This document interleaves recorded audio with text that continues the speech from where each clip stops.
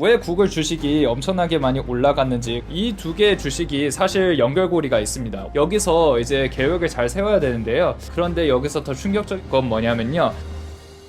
안녕하십니까. 5살도 이해하는 경제 오이경이라고 합니다. 네, 오늘은 구글에 대해서 잠깐 말씀드리려고 하는데요. 오늘 11월 25일 저녁 8시거든요. 구글이 6.31% 올라갔습니다. 그런데 여기서 더 충격적인 건 뭐냐면요. 저녁 11시 반에 시장이 열리면 331달러까지 더 올라간다고 얘기를 해요. 브로드컴도 11%나 올라갔는데 거기서 멈추지 않고 388달러까지 올라가는 거거든요. 이 두 개의 주식이 사실 연결고리가 있습니다. 오늘 그것에 대해서 이제 말씀드릴 거고요. 그런데 반대로 엔비디아는 어떻게 됐습니까? 이제 182달러까지 그 회복을 했지만 근데 시장이 열리자마자 175달러까지 내려갈 거죠. 그래서 여기서 이제 계획을 잘 세워야 되는데요. 일단은 차트를 보겠습니다. 이제 구글의 그 주가를 이렇게 보시면요. 이게 저번 주 금요일에 지금 299달러까지 있는데 지금 330달러까지 여기까지 올라왔습니다. 지금 사는 것은 개인적으로 추천하지는 않습니다.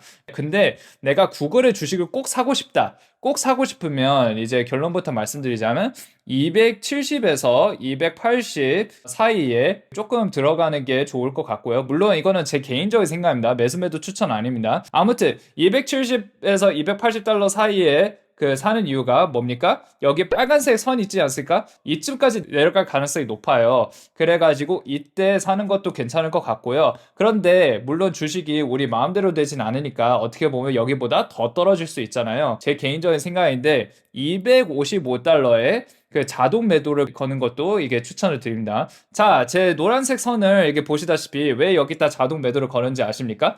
여기서 이게 지지선이 만들어져 있지 않습니까? 최저점이었다가 이제 여기 뚫고 이제 올라갔는데 다시 이제 내려간다면 여기서 이렇게 멈추고 그 다음에 더 내려간다면 이 사이에 이렇게 멈출 가능성이 높은데요. 그래서 결국에는 여기서 조금 들어가고 이 노란색 선은 뭐냐면 이렇게 확 떨어지는 거를 그 방지를 하려고 하는 거니까 255달러에 자동 매도를 거는 것을 추천드립니다. 처음에 사는 거는 아마 그 270에서 280 사이에 고려를 할 수 있고 그 다음에 너무 많이 떨어지는 것을 방지하기 위해서 255달러에 자동 매도를 설정하는 것을 추천드립니다. 매수매도 추천 아니고 투자의식은 본인에게 있으면 다시 한번 말씀드린다. 자, 그래서 여기보다 더 떨어졌다 칩시다. 물론 그럴 일 거의 없겠지만 그리고 여기까지 이렇게 내려오잖아요. 210달러 정도거든요.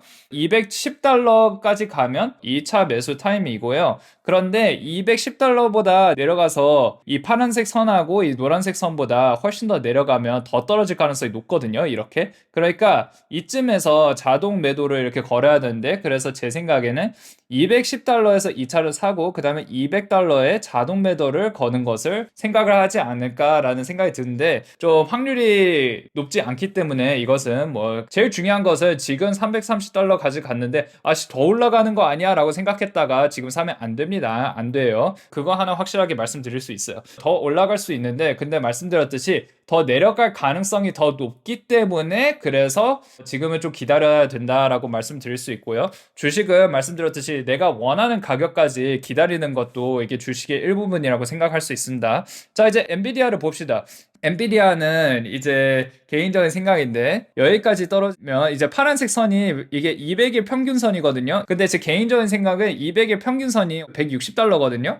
그래서 160달러에서 만약 그 엔비디아를 정말 들어가고 싶으면 그때 조금 매수를 하는 게 좋지 않을까라는 고려를 할 수 있다라고 볼 수 있고요. 그 다음에 160달러에 조금 들어간다면 150달러에 자동 매도를 이렇게 거는 거죠. 왜냐하면 혹시라도 이렇게 떨어져도 이제 내가 큰 돈을 잃지 않게끔 이렇게 하는 거죠. 150달러까지 보다 더 떨어지면요 여기까지 떨어질 가능성이 높거든요. 물론 지금 상황에서는 그럴 가능성이 거의 없지만 만약을 항상 대비를 하는 겁니다. 그러면 이제 딥시크 때처럼 떨어지겠네요. 그러면 한 120, 115 그 정도까지 떨어질 것 같긴 한데 그거는 뭐 어찌됐든 예를 들어서 내가 1000만 원을 이게 투자를 하고 있다. 1차에 한 100만 원 정도 정도 넣는다 생각을 하시면 됩니다. 그리고 2차에 200에서 300 그때 상황 봐서 투자를 합니다. 처음에 조금씩 넣어야지 더 떨어지면 더 사고 더 떨어지면 더 사야지 이게 주식을 안정적으로 할 수 있는 방법입니다. 아니 근데 잠깐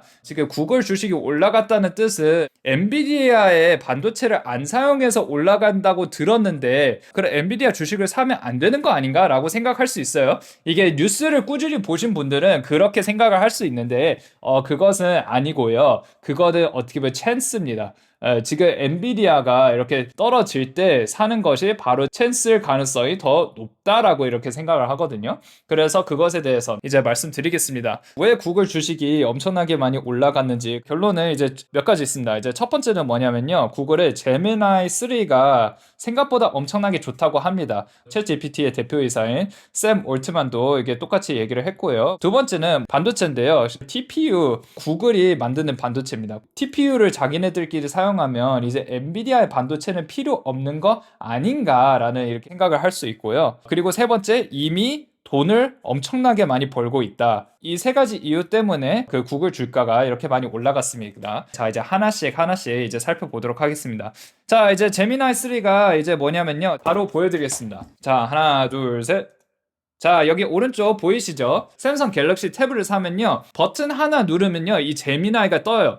이 제미나이가 이제 구글에서 만든 겁니다. 제가 미리 이제 여기서 공부하려고 구글에 대해서 이제 좀 질문을 했거든요. 11월 24일에 구글 주식이 엄청나게 많이 올라갔는데 그거를 5살도 이해할 수 있게끔 설명해 줄 수 있어? 라고 이렇게 명령을 내렸거든요. 그래서 구글이 주가가 하늘로 솟는 마법 이야기 제가 말씀드렸듯이 5살도 이해할 수 있게끔 설명해 달라고 했으니까 이렇게 했는데요. 근데 제가 이거를 읽었는데요. 아, 이거 진짜 괜찮구나 라고 생각을 해가지고 가져왔거든요. 2025년 11월 24일 월요일 구글 왕국의 인기 스티커 점수판에 아주 놀라운 일이 벌어졌어요. 인기 스티커의 점수가 주가 말하는 겁니다. 하루 만에 6% 가까이 급하게 올랐습니다. 6%? 자, 가만히 있어 보자. 맞네. 6% 이제 올랐네. 자, 팩트 체크했습니다. 첫 번째 마법의 비밀 제미나이 3. 이게 제가 지금 사용하는 게 바로 제미나이 3거든요. 그래서 아이러닉하게 제미나이 3를 이용해가지고 제미나이 3에 대해서 설명을 했네요. 그래서 제미나이 3가 와 대단하다라고 얘기를 했어요. 예를 들어서 오픈 AI나 엔스로픽 같은 친구들 만든 이제 로봇보다 훨씬 더 뛰어나다고 평가를 했다고 얘기를 합니다. 그래서 그 제미나이 3를 이용하는 사람들이 6억 5천만 명까지 이제 올라왔다는데 원래는 5.6% 사용했는데 13.7%까지 올라갔다고 합니다. 사용하는 사람들이. 아니 이게 왜 큰 뉴스냐면요. 제미나이 6억 5천만 명이 사용하는데 챗 GPT를 얼마나 많이 사용하냐면 8억 명이 사용합니다. 그러니까 거의 다 따라잡았죠. 자, 이제 두 번째는 TPU에 대해서 말씀드리겠습니다. 구글 반도체인데요. 다시 한번 제미나이 켜가지고 그것에 대해서 이제 말씀드리겠습니다. 두 번째 비밀, 구글만의 튼튼한 비밀 심장, 자체 칩 전략이라고 얘기를 했습니다. 원래는 엔비디아라는 다른 왕국에서 만든 비싼 GPU를 사와야 됐다고 하지만 지금은 이제 빌리지 않아도 됩니다. 자기네들끼리 알아서 반도체를 만들고 배우고 생각할 수 있는 반도체를 만들었고 그리고 그거를 이용해서 지금 제가 사용하는 제미나이 3를 이용할 수 있게끔 하는 겁니다. 그래가지고 구글이 이제 반도체도 만들어. 와 진짜 대박이다. 구글이 반도체도 만들었는데 이렇게 훌륭한 대답이 나오네. 이렇게 생각을 하다 보니까 이제 구글 주식이 엄청나게 올라갔죠. 브로드컴도 어떻게 보면 11% 이상 올라갔는데 왜 그러냐면요. 브로드컴이 이 TPU를 같이 이제 만들었기 때문에 11% 올라갔고요. 자, 그래서 과연 구글이 이제 TPU라는 반도체를 만드는데 그러면 이제 엔비디아의 이제 GPU를 이제 안 쓰는 거 아닌가? 그럼 엔비디아가 망하는 거 아닌가? 결론부터 말씀드리자면 절대 망하지 않습니다. 99% 이제 확신할 수 있거든요. 구글의 TPU는 ASIC라고 하는 겁니다. ASIC하고 GPU의 차이를 알아야지 왜 엔비디아 GPU가 절대 안 망할 건지 이제 알 수 있거든요. GPU는 엔비디아가 만드는 GPU 그리고 AMD가 만드는 GPU는 다양한 작업들을 할 수 있어요. GPU는 스위스 나이프라고 생각을 하시면 됩니다. 칼도 있고요. 손톱깎이도 있나? 가위도 있고 어찌됐든 무슨 뜻이냐면요. GPU는 다양한 일을 이제 할 수 있다. 자, ASIC는 뭐냐? 한 개만 할 수 있어요. GPU가 스위스 나이프라면 이제 ASIC는 사과칼이라고 생각하면 돼요. 사과칼. 이거는 가위 없고 손톱깎이 없어요. 오로지 한 가지만 할 수 있는 거를 이렇게 얘기를 하는 거거든요. 구글이 이제 TPU를 사용하고 TPU는 ASIC라고 할 수 있습니다. 그리고 ASIC를 전문적으로 만드는 회사가 누구냐? 브로드컴입니다. 그래서 브로드컴 주가가 11% 올라간 겁니다. 여기까지 이해되셨죠?